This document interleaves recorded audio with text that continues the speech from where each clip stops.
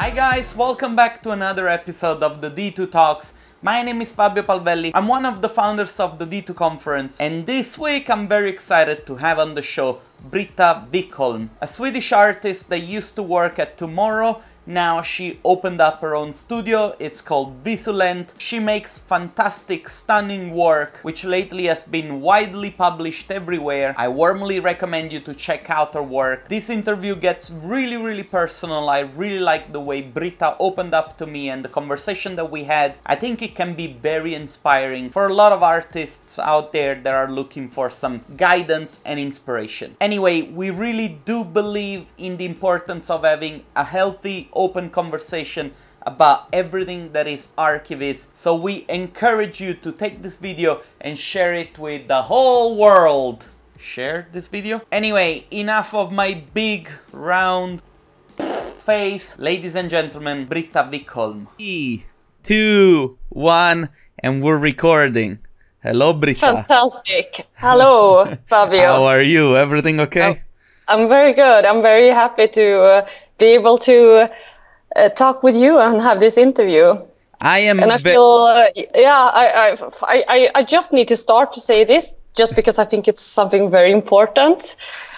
Thank you guys at the D2 for doing this kind of interviews and to spread the word for everyone out there in the 3D visualization world. I think it's a fantastic thing you do. Yes, I agree. It's very important. It's important to have a conversation, to have an open conversation, because a lot of people don't have the information that they need to, start their own career, to grow professionally. And unfortunately, it's a little bit of a paradox, because if we talk about skills, everybody can find a tutorial with which they can learn how to use Photoshop, with which they can learn how to use V-Ray, with which they can learn how to use, 3D modelings and stuff. But when it comes to sharing ideas and sharing real life stories, there is very little. So we think it's very... And the exciting thing is that you can learn stuff from everyone. Like, everyone have different stories and different experiences, and I think that's very exciting. Also with this industry or community, that you can find people with less experience, but they have other experiences than you have, and that's very important. Yes, it's true. It's totally true. But anyway, Britta, I'm not sure how much time you have available tonight. I'm very thankful that you decided to do this. I don't want to take too much of your time away. Let's just jump into the this conversation so that maybe people can discover a little bit more about yourself, okay? Sounds good. Okay, so I'm going to ask you to try to introduce yourself in 2 minutes or less. Don't worry, I'm not gonna put a time cap on you. If you need to talk for longer, it's fine. Perfect. Okay, yes, so my name is Britta, and for a half year ago I started Visulent, and it was a very big step for me, but a very important step for me, and now it's probably the best step I have taken, because now when I have Visulent, I'm able to be as creative as I want to. So I started Visulent, and before that I was working in a company called Tomorrow, and in the beginning I was there as a 2D artist, and after 1 year, or in the end when I was there, I became in charge of the creative process and the art director there. That's impressive. How old are you? I'm 26. Yeah, that's really impressive. I mean, when I was 26, I think I just started to study at university. Lately, I have been talking to way too many young people that were already way too successful, in comparison to my age. So I'm like very jealous. Oh, you have different sides that I don't have. So I don't think you need to be jealous. Like, you have a fantastic YouTube channel, and That's I not to be appreciate impressed that. of also. I But appreciate anyway, before I was at Tomorrow, I was a white architect, and it was my first job. It's one of the biggest architecture firms here in Sweden, and for me, it's like I really loved working at White, and because it was my first job, I liked it so much, but I really didn't want to get to stay at my first job. I know it's a good thing to love a job that much, but I really wanted to try different things. Yeah, then I And moved that's on. where all the problems started. Yeah, then I couldn't decide what to do, and then I have just done so. Moved on. But I think that's an important part of me, to always want to try different parts and to try different new things. And I have always been. I think I opened Photoshop when I was like 12 years old for the first time, and then I got in love with it. And I decided to study architectural visualization. In Sweden, we have this very specific school where you can study this kind of... where is it? It's in Gothenburg. Okay. So it's very good. So in Sweden, most of the visualizers, they are not architects in the beginning. So I think that's kind of different if you compare it to many other countries. I understand. Yeah, but the first time when I opened 3D Studio Max, I got in love with it, and I couldn't. You're probably the only person that told me that. Really? That phrase, like 3ds Max and love, it's... But I love that kind of challenges to open a new program. It's very much fun. But can I ask you something? You mentioned that, you were working as an architect in the very beginning, and then you made the shift to archivist. How did that transition happen? I mean, do you remember the time that you said, oh, maybe that's what I want to focus on? Yeah, actually, in the beginning, I wasn't the architect. I was in the in the beginning, I was into photography and that kind of stuff. But I just when I found the architectural visualization school, I just decided that, hey, I need to do that. And from the first day in that school, I fell in love with it. So okay, yeah, it's pretty much. When that moment when I remember it, it was when I started with it. I so I totally decided that I wanted to do that. I totally get it. I remember once I went to an open house in London when I was studying architecture, and I saw this architecture office having a very big simulation of a 3D building that they were designing. And I asked the architect, how did you do that? And the guy was like, what do you mean? Like, I was asking, how did they use the software to do that, Yeah. And then at the second year of architecture, I had one of the tutors at my university was Will Alsop. Have you ever heard? No. He's a very famous British architect. He recently passed away. But the interesting thing about this is that his son is one of the founders of Squintopera. Oh, really? Yeah, wow. So Will also showed us one of the projects that he did, and then he talked about, one of the videos that was done for it, which at the time it was Chips. I don't know if you have ever heard it. And, so like, I can totally relate to what you're saying, because there is something magic about 3D, and there is something magic about seeing, something appearing in front of you, in front of a screen. Yeah, and because I was into photography in the beginning, and I also liked architecture a lot. And then I just found out, okay, without the camera, I can create images. And that's like realistic images, and that's very cool. I have to say, I was looking at your latest work, the one that I think you did for the Evermotion challenge. Yeah. It's stunning. It's unbelievably good. Thank you, I have a bunch of questions about that. Actually, you know what? People that are watching us from home, they would have to wait a little bit. Okay. I have to look for this image. Let me see where it is, because it's simply beautiful. Thank you.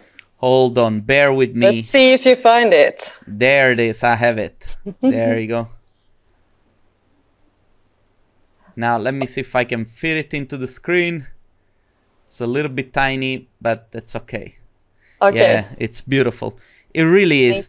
I have like a bunch of questions about that image, but I don't want to bother you with that. Maybe we'll do it later. We can take it another time. Yeah, exactly. Maybe we'll do it on my own channel, okay? Yeah, that would be very cool. Let me ask you. Now, it's a little bit weird to ask you this question simply because you're so young. But okay, what are you going to ask? No, what was no, you don't have to be. What was your biggest turning point in your career? And you know, at the age of 26, I'm like, God damn it, you know, I wish I could go back to that age and be as talented. But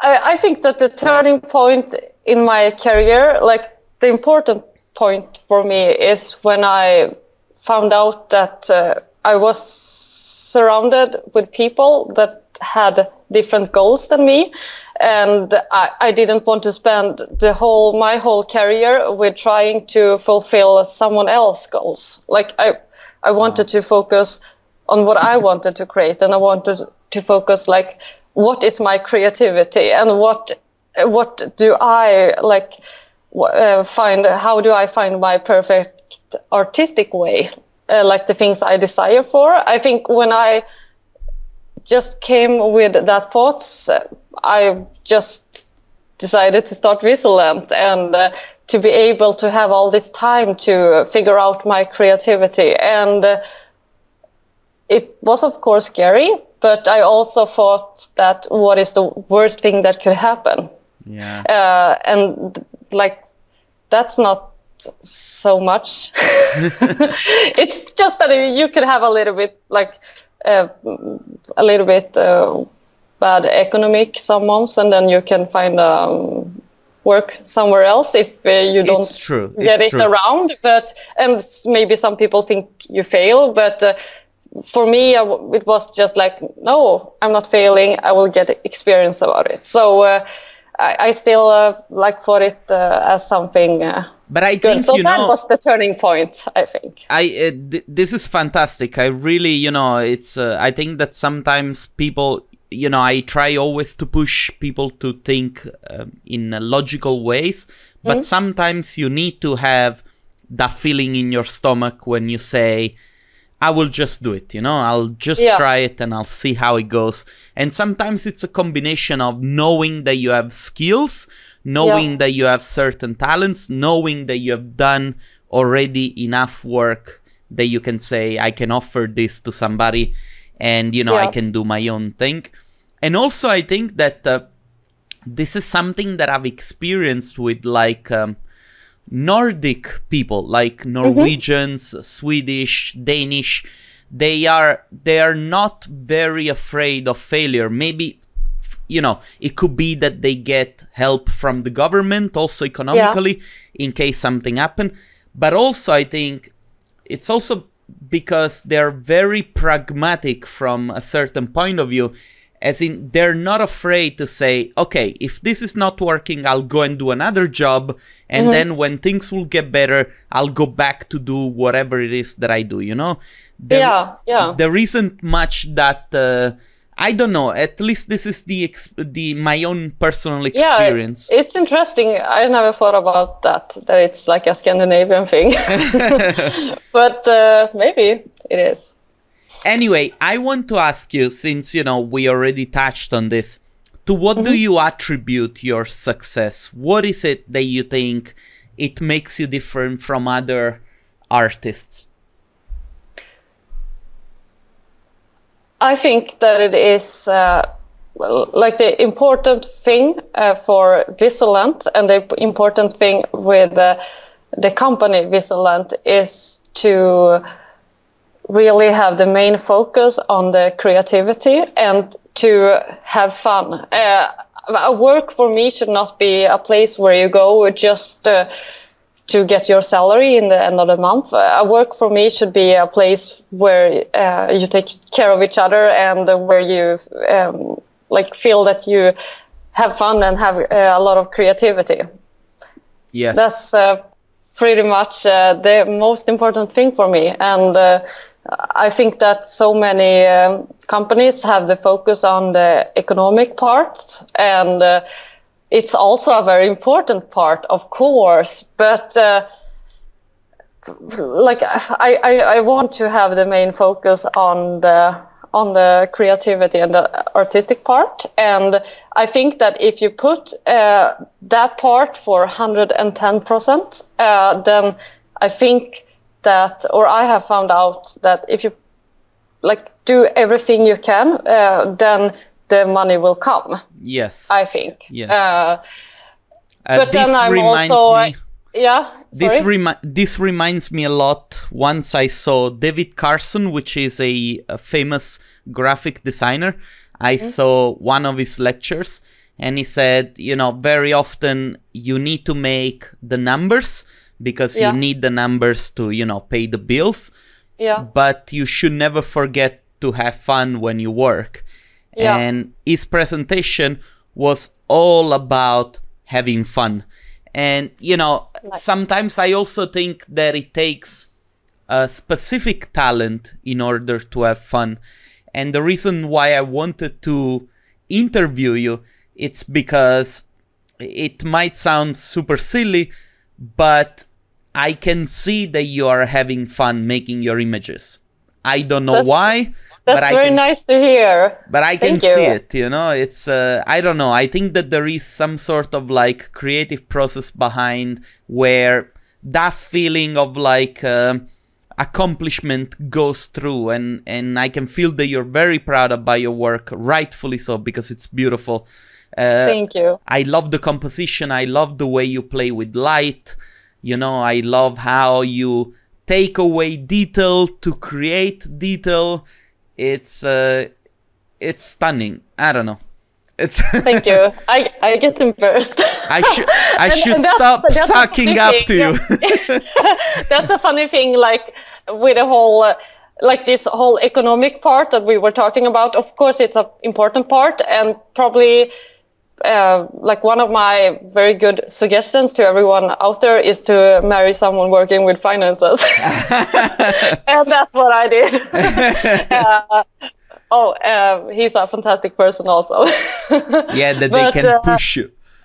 But it's very nice. Like he can help me to understand the value also, like the value in our products, because architectural visualization for me is something that I probably, if I didn't work with it, I would do it on my free time. So for me, it's hard to like really see the value in the work. But I have a husband that has his both feet on the ground and can like see the value and help with me with all the economic parts, and that's very good in the beginning of a startup. That is the best thing that you can ask for.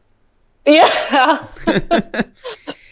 I wanna ask you something, because I don't know, I've heard your story, the way, you know, you went from a place to another, and I also think that, you know, some of the decisions were very personal also because of the attitude and personality.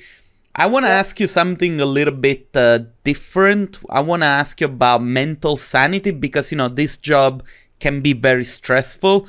And, you know, you work very long hours. Clients are very weird sometimes with their requests. You need to compromise. You need to optimize. I kind of want to know, how has this been affecting you professionally? and personally, because, you know, you're very young, you have a lot of energy, but you don't seem to be demotivated. You're very positive about everything. So I kind of want you to expand a little bit on this and tell me, you know, what is your take? Yeah, of course, like places where I have worked before, I just found out that when I, like this stressful things that you talk about, I just found out that I came home from work and I was very, very tired and exhausted because all these decisions and all these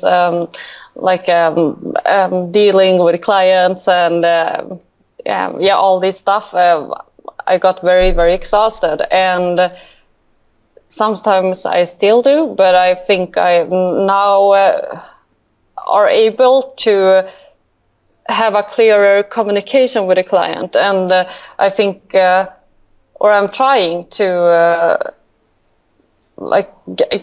instead of being annoyed on the client and being annoyed because the client comes with a lot of comments, I try to talk to the client. I try to sort things up. And if you come to that moment when you get too many clients or too many comments, maybe you should think about how can I make this even clearer next time instead of just being negative. But of course, sometimes it's very stressful. But I think it's a lot about the communication. And instead of getting down in all your negative feelings, when stuff like that happens, I think just try to do the best of the situation. And if it's very interesting in a company or so, or when you're working with different people, it's very interesting how one person, if some person is very negative, it's very interesting how it could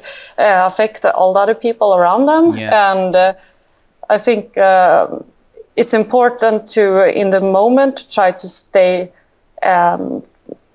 focused when you get too many comments, and try to do the best of the situation. And then after that, try to talk to the client, try to figure out how you could do stuff better instead of just talking in-house or with other architectural visualizations. Yeah, I understand what you mean. Was that an answer to the question? No, I think it does. I mean, you know, it's everybody has a very personal take on this. And I can tell you that in 2019, one of the very weird things that has been happening is that a lot of people contacted me because they wanted to quit their jobs because, you know, they had a problem with either their boss or, you know, the jobs, the clients that they had on the job was not very good. And, you know, I mean, the reality is that it doesn't get, it's not the clients get better over time. It's just that you get better over time the more you practice and the more you fight your war. And the thing is that very often we also need to... That's very good saying. Yeah, and I think that, you know, also very important is to understand that to a certain extent, you always have to develop this ability of detach yourself from everything which is work related. Even if you love it, you still have to understand that this is part of a process that it's made to create business, to create money. And you can try to have fun, but if you do fail, you cannot become a victim of that, you know? You simply have to say, let me work a little bit harder and try to figure out how I can get this stuff better. Because, you know, quitting, unfortunately, the next time that you'll go somewhere else, you'll have the same exact problem, you know? And I don't know, I think that... it's easy to say no, to try to find a solution, but it's probably one of the best things you can do in that situation, trying to find a solution for it instead of quitting. Yeah, of course. And also I think that, you know, you kind of start to understand this a little bit better when you then start your own company, because you know that everything is depending on you. So you kind of find a way to make everything work. Yeah. That was at least my own experience. Yeah, I agree with you. But anyway, let me ask you another question, and I want to know the answer either as an artist, as an entrepreneur, maybe as a personal answer. What is that scares you the most? If I were to ask this to my wife, she would say, pigeons. Well, that's not my answer. I think that, like, for business-wise, I think the thing that scares me the most is to lose track of the vision with my company. Like, I have seen so many companies in all different industries, how people, you know, have a good vision in the beginning, and then when they start to grow, they understand that they can earn a lot of money and get a lot of money, and then they only see the money as the most important part, and that's I don't want to go that way, because of course money is an important part in every job, and that's not, but I don't want to have that as a main focus, and that's one of the biggest goals that I have, to not have that as a main focus, because I think it's very easy to get in that position. Yeah, of course. If you see the opportunity, very often people take it. Yeah, and people get and then when the money gets the biggest focus, I think it's very hard to have a company that gets, like, okay, if it's the main focus, I think it's very, very hard to get like very, very creative results, because then that's my experience. Yeah, because you're right, because then the driving parameter is the result and not like the experience, you know? Yeah, exactly. I think I've had this discussion already in the past with somebody. I'm trying to remember who, but you know, it's I talk to way too many people. You can tell me, and then I can talk to him about it, or her about it. Yeah, no, it's I have this conversation with way too many people, but you're right. You know, sometimes I actually made a video about the maker of Nike, Phil Knight. And, you know, he talks about the process when you do stuff, you know, that there is beauty in it. And he never cared about money. And to the point where he had so much money that he didn't even understand that he had so much money, you know. And it's actually, if you want to read a book this year, that should be the book. It's called Shoe Dog. Shoe Dog, from Phil Knight. That you're not going to regret it. Good, I will read it.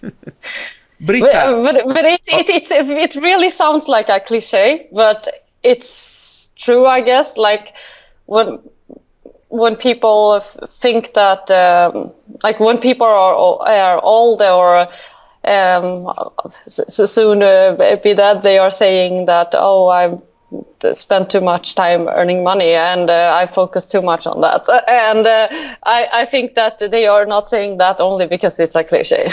Actually, you know, I think that one day maybe that's what I'm going to regret myself. But but at the same time, you know, and it's not the money part, it's the fact that, you know, I really like my job. So, you know, everything that I do it because I really, really like it, you know? Yeah. And I know sometimes, you know, it would be better just to, you know, take the dog and go for a walk into the park and look at the nature or whatever. Yeah. But at the same time, you're doing it for the reason that you love your job, and not for the reason that you want to earn money. That's only like a big air balloon, because I think that you can still love your job and have fun with it. I don't know, but it's But I agree with you also that going out, if I had a dog, I would go out with it more. I wanted to, or I think that that's a thing that's very important. Trust me, a dog will distract you a lot. Do you have a dog? Oh yeah, of course. She's nice. She just became 1 year old, and she's super cute, but she's a very big distraction, and we treat her like a daughter. Oh yeah. I think my dog. Probably, maybe like having a dog is more work than having a kid. I'm not sure. I don't have a kid, but you know, I don't even want to think about having a kid, because if we are so crazy about our dog, I cannot even imagine how crazy we're gonna be about our kid.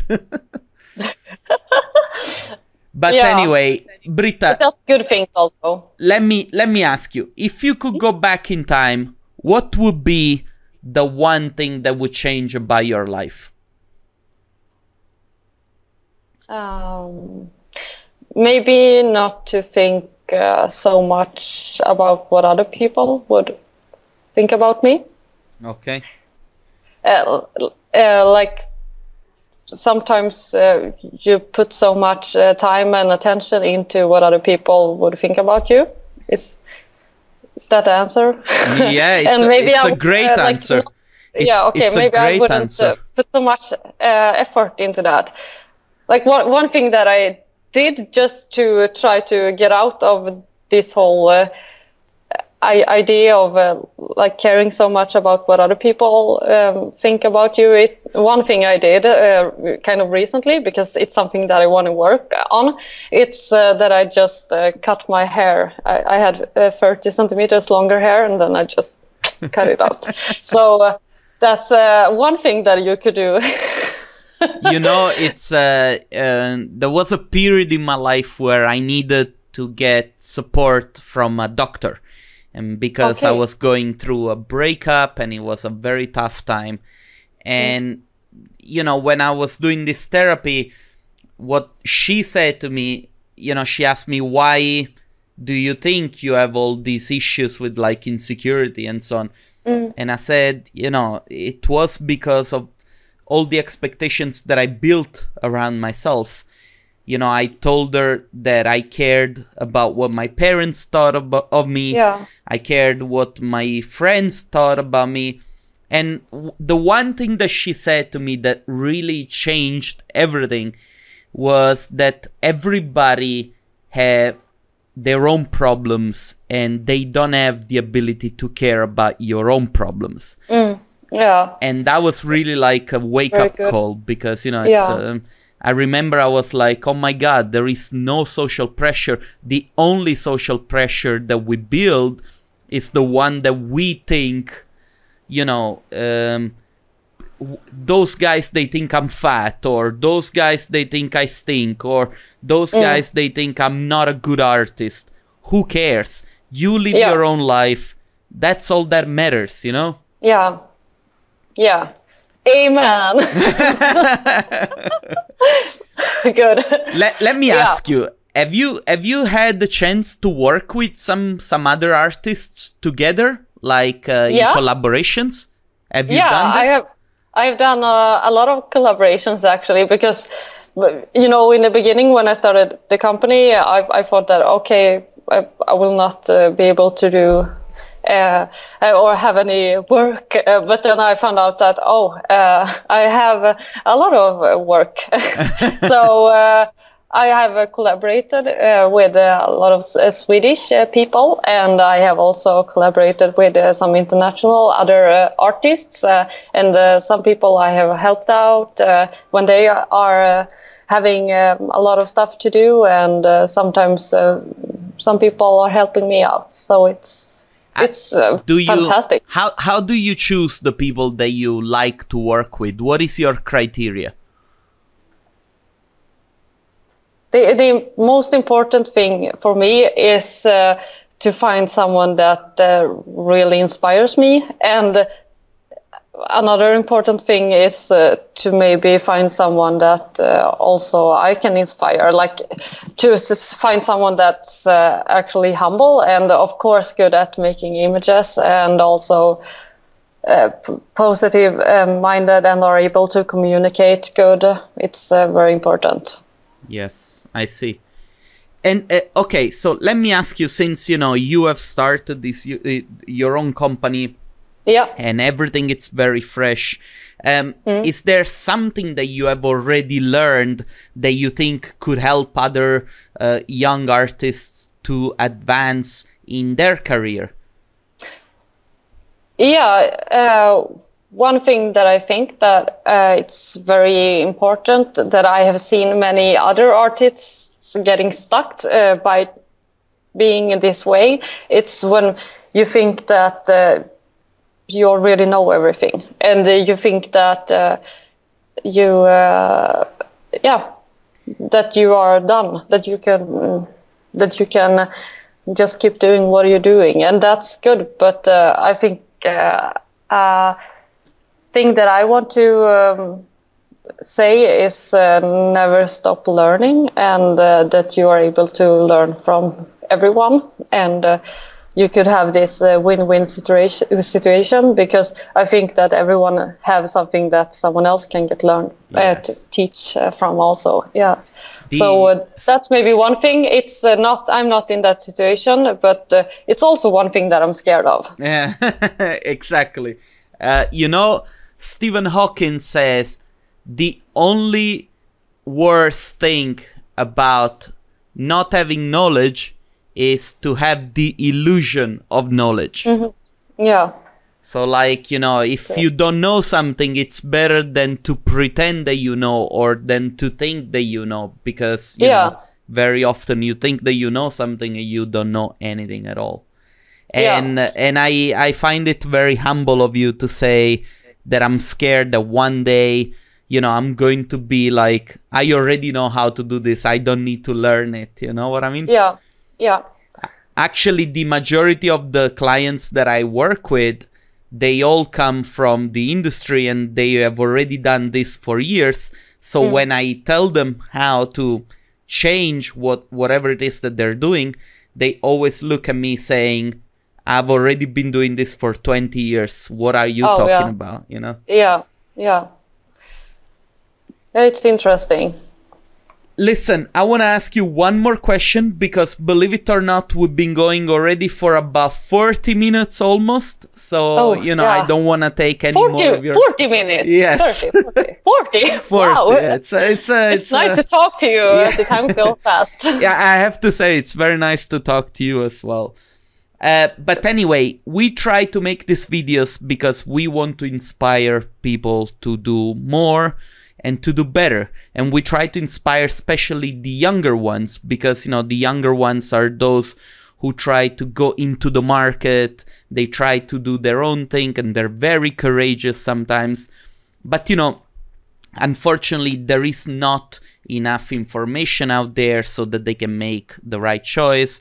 And we don't really have a good, we don't really have a lot of role models that can inspire people. So I'm just curious to know, did you have a role model? Was there somebody that you looked up to? And if not, who do you look up to? And who would you recommend people to look up to in case they're looking for that kind of advice and that kind of guidance? Yeah, I think you could find a lot of people to look up to, and I think that you could also find a lot of people to look up to in other kind of businesses, like other kind of industries. I actually studied art direction at a communication school in Stockholm, and one thing that I really learned on that school was to be able to keep on having the creation and to keep on.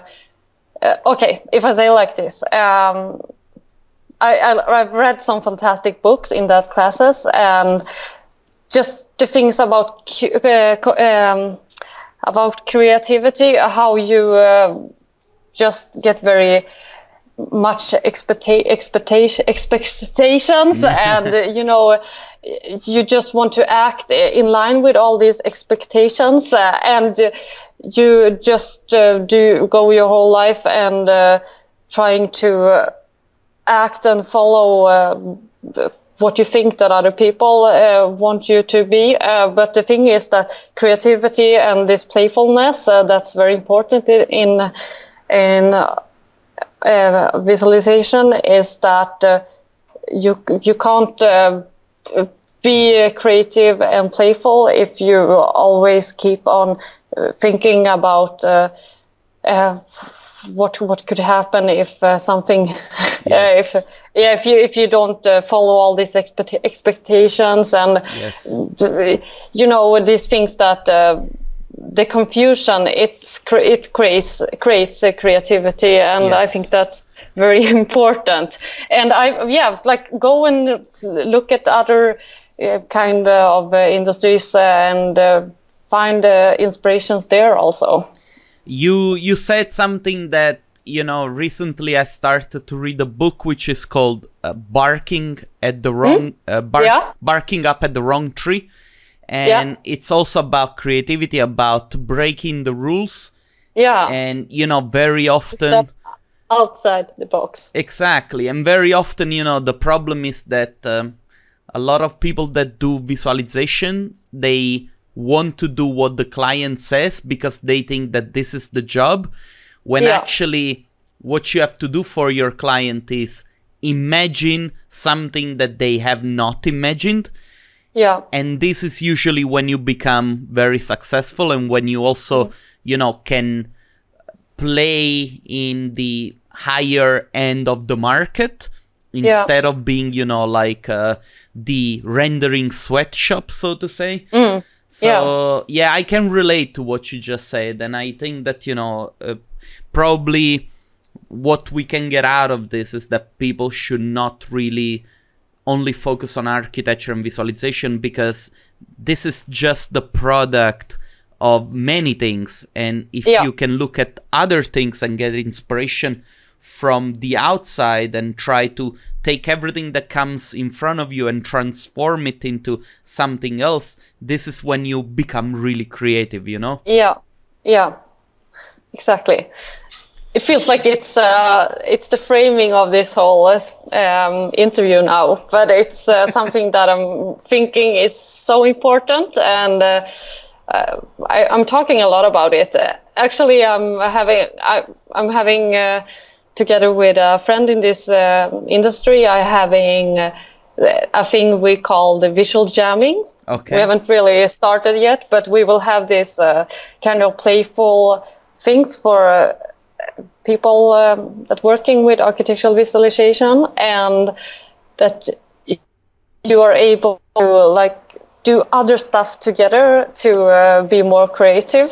And it will be a thing in Gothenburg, so it's a small thing, but I think that's very important also, to do other stuff and maybe to be inspired by other communities. And yes, absolutely. Keep me in the loop, because I really want to know more about this. Okay. Yeah, sounds good. Britta, listen, we are about 43 minutes inside our conversation. I want to thank you so much for taking the time. What I'm going to do... Thank you very much. I'm very honored. What I'm going to do, I'm going to stop the recording now so you can say goodbye, but don't go anywhere so that I can say thank you to you, one-to-one. Okay? Okay, yeah. Okay, goodbye. Thank you for everyone that have listened to this.